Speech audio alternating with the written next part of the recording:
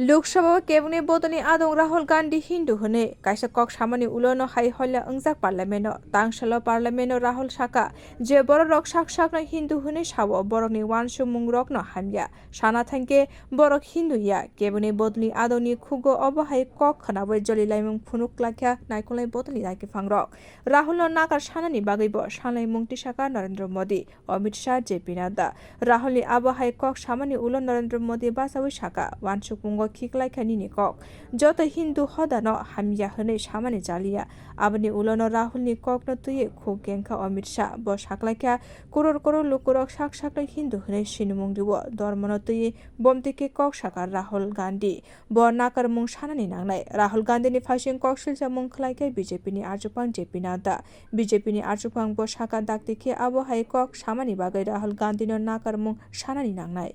ये विषय बहुत गंभीर है। पूरे हिंदू समाज को हिंसक कहना ये गंभीर विषय है। अध्यक्ष जी, शोर शराबा कर इतने बड़े वाकया को छिपाया नहीं जा सकता। विपक्ष के नेताजी ने कैटेगोरिकली कहा है कि जो अपने आप को हिंदू कहते हैं वो हिंसा करते हैं।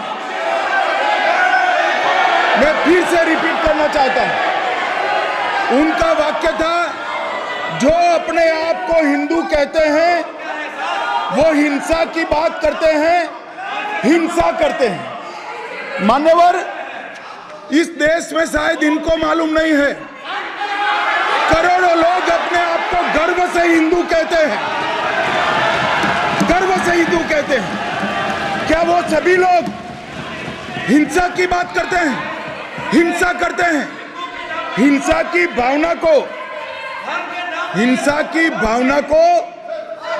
किसी धर्म के साथ जोड़ना और इस सदन में और संवैधानिक पद पर बैठे हुए व्यक्ति ने, मैं मानता हूं मान्यवर, उन्होंने इसकी माफी मांगनी चाहिए। मान्यवर, मैं उनको एक गुजारिश भी करना चाहता हूं कि इस्लाम में अभय मुद्रा, इस पर इस्लाम के विद्वानों का मत एक बार वो ले ले। गुरु नानक साहब की अभय मुद्रा पर SGPC का मत वो ले ले। और मान्यवर, अभय की बात तो इनको करने का कोई अधिकार नहीं है। आपातकाल में पूरे देश को इन्होंने भयभीत करा है, लाखों लोगों को जेल में डाला। और आतंक, वैचारिक आतंक अगर कभी था, वैचारिक आतंक कभी था तो आपातकाल के वक्त था। और मान्यवर, दिल्ली में दिन दहाड़े हजारों सिख भाइयों का कत्लेआम उनके शासन में हुआ। आज वो भय की बात कर रहे हैं।